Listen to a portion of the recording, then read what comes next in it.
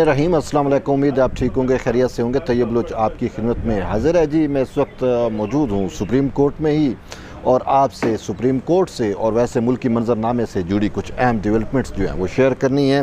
अब से कुछ देर कबल जो है वो चीफ जस्टिस उमर अता बंदियाल और जस्टिस काजी फैज़ ईसा ने यहाँ पे सुप्रीम कोर्ट में ही जो है वो ट्री प्लांटेशन या शजरकारी मुहिम का आगाज़ भी किया और दोनों ने इकट्ठे मिलकर पौधा भी लगाया।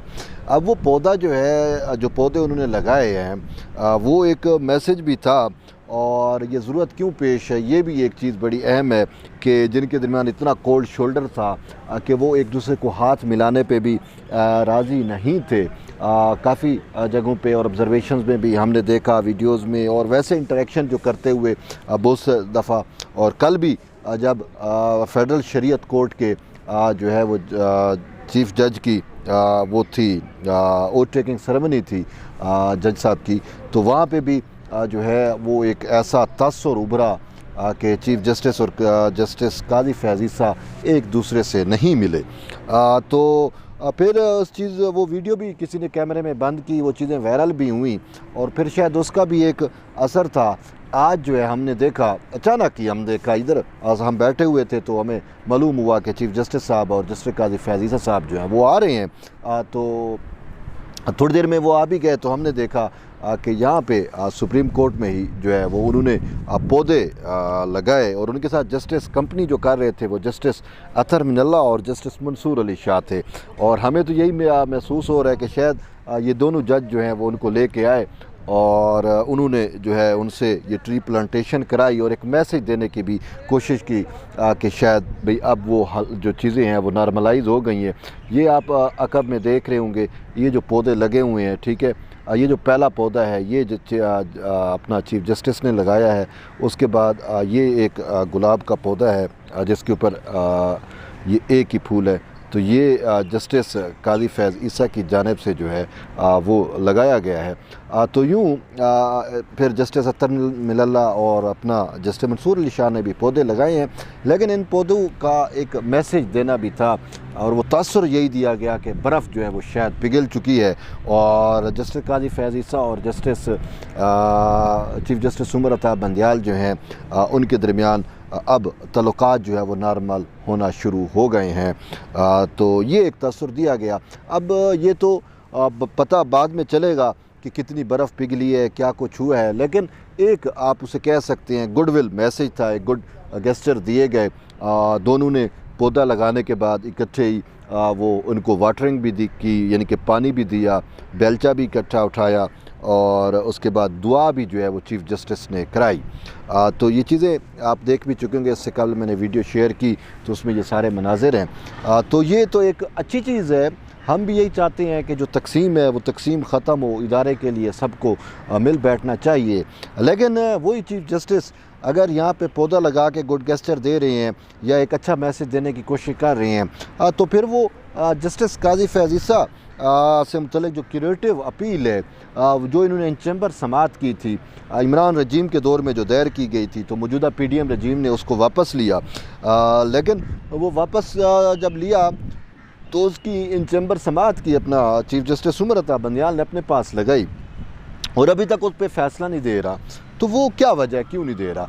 अगरचे उसमें जस्टिस काजी फैज़ ईसा के लिए इतना कोई मसला नहीं है, लेकिन यहाँ से बदनीयती खुद चीफ जस्टिस की ज़ाहिर होती है कि वो शायद इसको जो है ऐसे ब्लैक मेलिंग के लिए या प्रेशराइज़ करने के लिए या वैसे लगा के मतलब उस पर जो है वो तत्तुल का शिकार कर दिया और उसको अपने चैम्बर में रख दी फ़ाइल को, उस पर फ़ैसला जो है वो सुना नहीं रहे। तो ऐसी सूरत हाल में आप जितने भी अच्छे मैसेज दें, तसरात दें और पौधे लगाएं तो उसका फ़ायदा जो है ना वो नहीं होना, सिंपल सी बात है। अब बात ये भी है कि असल जहाँ से मसला शुरू हुआ, चीफ जस्टिस उमर अता बंदियाल जो हैं वो मुसलसल यानी कि अब 8वां हफ्ता आज शुरू हो गया है, ठीक है, लेकिन जस्टिस काजी फैज़ ईसा को अभी तक बेंच भी नहीं दिए गए। वो बेंच उसको देते ही नहीं है, देते रहे थे तो वो एक सीनियर तरीन जज हैं। उमरता बंदयाल की रिटायरमेंट के बाद अब वो रिटायर भी होते हैं या फिर घर चले जाते हैं, ये भी एक मामला है। हाँ, मुझे अभी याद आ गया, क्यों ना हम इस चीज़ को भी थोड़ा देख लें कि फेस सेविंग जो है वो चीफ़ जस्टिस उमर अता बंदयाल मांग रहे हैं। तो आज ये जो कुछ मैंने आपको बताया, ये जो पौधे प्लांटेशन लगाई, तो क्या ये कहीं फेस सेविंग तो नहीं दे रहे चीफ़ जस्टिस उमर अता बंदयाल को? ये भी एक मामला है, क्योंकि चीफ़ जस्टिस उमर अता बंदयाल इतना गंदा हो चुका है ना, उसका कंडक्ट ने, उसकी फिर स्कैंडल अब क्या है कि आपके सामने है कि उसने जितने भी फैसले दिए हैं वो उसने आइन, कानून, इंसाफ और ये जो चीज़ें होती हैं, इवन के अपने हलफ, इन सब को एक तरफ रखा और उसने सिर्फ एक चीज़ को अजीज़ जाना, और वो क्या है कि इमरान ख़ान की सहूलतकारी। तो इमरान ख़ान और उसके लिए ना वो उसने हर वो कोशिश की जिसकी ना आइन इजाज़त देता है, ना कानून इजाज़त देता है, ना सुप्रीम कोर्ट की रिवायात इजाज़त देती हैं। मुतअद्दिद फ़ैसले आपने देखे होंगे, आपने पढ़े होंगे, आपके सामने आए होंगे, डिबेट हुई होगी। तो ये चीफ़ जस्टिस उमर अता बंदयाल ना इतनी हद तक गए हैं कि अब उनके लिए वापसी नहीं रह गई। और फिर आप यूँ समझें कि जब चीफ़ जस्टिस उमर अता बंदयाल की खुश दामन या मदर इन लॉ जिसे आप कहते हैं, सासू माँ, तो उसका जब ऑडियो आया और इमरान ख़ान से मुतल्लिक़, इमरान हमारा लीडर है और उसके जलसे में इतने लोग शरीक हो रहे हैं, और फिर यहाँ तक कि पूरे जमहूरी निज़ाम को की बिसात लपेटने की भी उसमें बातें हो रही थी कि ये फ़ौजी कम वक्त, ये तो जो है वो अब मार्शल भी नहीं लगा रहे। तो अब ये यानी कि इन चीज़ों ने, इस ऑडियो ने ना वो जलती पे तो तेल डाल दिया। चीफ़ जस्टिस उमर अता बंदयाल का जो राह सा इज़्ज़त था ना, वो सारा मलिया मेट हो गया। हकीकत तो यही है ना। अच्छा, फिर उसके बाद ये अपने पाँव खुद काटता रहा। जैसे इसका लीडर इमरान ख़ान है ना, उसने सियासी तौर पे जैसे अपने पाँव काटे हैं। इवन के इन्होंने जो सहूलतकारी करके दी, वो सारी सहूलतकारी उसके ज़ैल हो गई, क्योंकि उसमें ख़ुद पॉलिटिकल विजडम नहीं है। तो जब इमरान में पॉलिटिकल विजडम नहीं है तो ये जज तो कानून पढ़ के बैठे हुए हैं, ये जब सियासी फ़ैसले करेंगे तो फिर वो भी इमरान ख़ान जैसे ही होंगे ना। तो वही फ़ैसले हुए हैं और आप देख रहे हैं कि अब चीफ़ जस्टिस उमर अता बंदयाल की अटैम्प्ट है, ये सितंबर में बाबा रिटायर हो रहा है। सितंबर, तकरीबन 15 सितंबर की बात हम सुन रहे हैं कि 15 सितंबर को, शायद 15, 14 सितंबर, 13 को, ये 2-4 दिनों में, यानी कि 2-4 दिन हैं, एक आगे पीछे आप कर लें, यानी सितंबर, मिड सितंबर तो है ना, तो उसमें ये रिटायर हो रहा है। इसका मुद्दत मुलाजमत पूरा हो जाएगा, ये चला जाएगा, जस्टिस कादी फैज़ ईसा चीफ़ जस्टिस बन जाएगा, ये तो तय शुद्ध है। लेकिन अब हालात यहाँ तक हैं कि आया ये सितंबर तक जा भी सकता है या नहीं जा सकता, ये भी एक मामला जो है ना वो चल रहे हैं। अब फेस सेविंग इसकी जानिब से मांगी गई है, सिंपल सी बात है, कहते हैं अब मुझे फेस सेविंग दो। क्यों? अब ये जिस वजह से सहूलतकारी कर रहा था, जिसके लिए सहूलतकारी कर रहा था, उसका तो खमियाजा बिखर गया, वो तितर बितर हो गई ना पूरी तहरीक इंसाफ। लाहौर में, ये पंजाब में तख्ते लाहौर पे चला था इमरान ख़ान को जो इलेक्शन कराने के लिए, कि क्योंकि उसका हवा क्रिएट हुआ था, इसकी फ़िज़ा बनी हुई थी कि वो इमरान इलेक्शन होंगे, इमरान जीत जाएगा, और ये सारी पूरी चीज़ें ये कैलकुलेट करके बैठे हुए थे। अब इनको ये नहीं पता कि भाई आप जो मनसूबा साजी करते हो, मनसूबा बंदी करते हो, आपसे कहीं और भी मनसूबा साज बैठे हैं, ठीक है ना। तो उस ज़रूरी नहीं है कि आपकी मनसूबा साजी या मनसूबा बंदी ही कामयाब हो, तो दूसरों की भी कामयाब हो सकती है। तो इन्होंने जो कुछ किया वो अब सब रहेगा हो गया। तो अब चीफ़ जस्टिस उमर अता बंदयाल के पास ना कुछ रहा नहीं है, ठीक है। अब आईनी होता है, इसको हटाया जा नहीं सकता। इसी तरीके से कोशिशें भी की गई, लेकिन अब ये भी इसने भी कमाल ढिठाई की। और फिर आपने ये भी देखा कि जब चीफ़ जस्टिस उमर अता बंदयाल की वो खुशदामन की ऑडियो लीक्स के लिए हुकूमत ने कमीशन बनाया, इसने उस कमीशन को उड़ा के रख दिया। कानून बनाए कि इसके इख्तियारात पे थोड़ी कदगन लग जाए, या इसके इख्तियारात सुप्रीम कोर्ट के सीनियर तरीन जजेस में तकसीम हो जाएँ, क्योंकि ये गंद ही बहुत कर रहा है। तो इसने वो कानून भी जो है उठा के बाहर फेंक दिया। तो बहरहाल अब जब इमरान ख़ान ने 9 मई वाला वाक़या हुआ और इमरान ख़ान अब उसका वो पॉपुलैरिटी ग्राफ भी डाउन हो गया, और फिर इससे हट के उसको अपने लोग जो हैं वो छोड़ के जा रहे हैं कि भाई इमरान ख़ान हमारी रियासत रेड लाइन नहीं है। रेड लाइन जो है ना वो जो हमारी जो है वो तो रियासत है। तो अब ऐसी जो रियासत को रेड लाइन समझते हैं वो तो इमरान ख़ान को छोड़ के जा रहे हैं, और ये बंदयाल साहब तो रियासत से तनख्वाह लेते हैं। तो अब इनको भी थोड़ा होश ठिकाने आ चुका है। तो अब ये कह रहा है कि मुझे फेस सेविंग दो, ठीक है। अब बात ये है कि क्या इसको फेस सेविंग मिल रही है।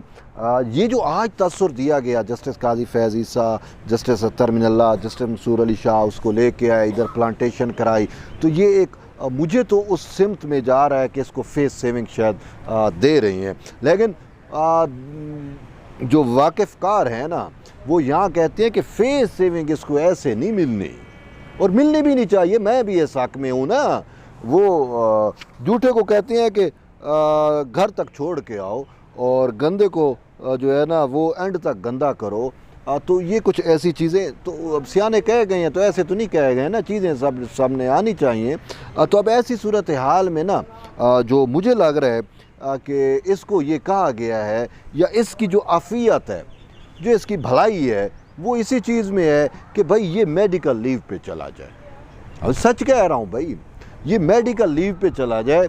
और जब मेडिकल लीव पे जाता है तो कायम मकाम जो चीफ जज होता है, जो सीनियर तरीन जज होता है, जो सीनियर तरीन जज होता है वो कायम मकाम चीफ जस्टिस बनता है।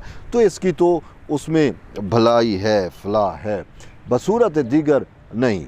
तो अब मैंने वैसे ये सुना है, मतलब मैं ये जो है ना आपको कोई एक ख़बर या पक्की बात नहीं बता रहा, लेकिन वो जो सुप्रीम कोर्ट के कॉरिडोर में जो चीज़ें गर्दिश करती हैं, जो कुछ हमें का आवाज़ हम समातें वो कुछ हमारे कानों में पड़ती हैं, तो उससे एक चीज़ मुझे सुनी गई कि जो है ना वो चीफ़ जस्टिस सुमर अताब बंदयाल जो है ना वो बाहर जा रहा है, ठीक है, मेडिकल लीव पे जा रहा है।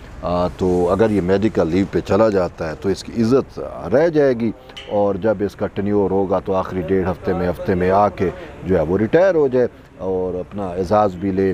और वो क्या उसे कहते हैं कि सुप्रीम जुडिशल कौंसिल का, वो सुप्रीम जुडिशल क्या होता है, उसे फुल कोर्ट रेफरेंस जो होता है, जब कोई जज रिटायर होता है तो उसको फुल कोर्ट रेफरेंस दिया जाता है, अलविदाई मुलाकातें वगैरह। तो आखिरी हफ्ते 15 दिन में आके ये सारा कुछ कर सकता है अपनी ख़ुद को। लेकिन अगर ये इसी तरीके से बैठा रहा तो मुझे नहीं लगता कि इसको ना ही फुल कोर्ट रेफरेंस दिया जाएगा, ना ही इसको डिनर दिया जाएगा, ना इसको कुछ बाइज़्ज़त तरीके से रुखसत किया जाएगा, बल्कि ज़लील ख्वार होकर रुखसत होगा, यानी कि इसको फेस सेविंग नहीं मिलेगी। ये तो एक बात मुझे नज़र आ रही है। लेकिन अगर ये मेडिकल लीव पे चला जाता है और अमूर किसी और को सौंप देता है, कै मकाम जो भी है, अब काजी फैज़ ईसा भी अगर लीव पे चला जाता है तो फिर उनके बाद जो सीनियर जज है वो यहाँ पे बन सकता है कै मकाम चीफ जस्टिस। तो कुछ भी ऐसा हो सकता है। सरदार तारिक मसूद जो है वो कै मकाम चीफ जस्टिस हो सकते हैं। तो यूँ अगर ये मेडिकल लीव पे चला जाए तो अपनी इज़्ज़त बचा सकता है और इसको फेस सेविंग भी मिल सकती है, बस सूरत दीगर नहीं, और होनी भी नहीं चाहिए, सिंपल सी बात है। तो बहरहाल ये तो अब तक की अपडेट थी। तो फिर मिलते हैं एक नई वीडियो में, एक और भी मामलात हैं जो आपसे डिस्कस करने हैं। बहरहाल तब तक जुड़े रहिए तैयब बलोच के साथ। मिलते हैं, तब तक अल्लाह हाफ़िज़, शुक्रिया।